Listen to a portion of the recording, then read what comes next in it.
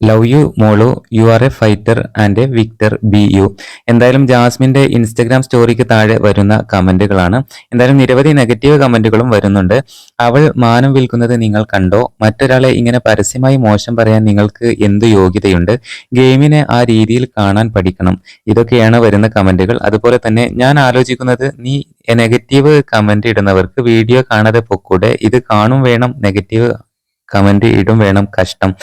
എന്തായാലും ജാസ്മിൻ തന്റെ ഇൻസ്റ്റഗ്രാമിൽ പങ്കുവെക്കുന്ന റീൽസിന് താഴെ നിരവധി നെഗറ്റീവ് കമന്റുകളാണ് ഇപ്പോൾ വന്നുകൊണ്ടിരിക്കുന്നത്. ആ നെഗറ്റീവ് കമന്റുകൾക്ക് ജാസ്മിന്റെ ആരാധകർ തന്നെ റിപ്ലൈ കൊടുക്കുന്നുണ്ട്.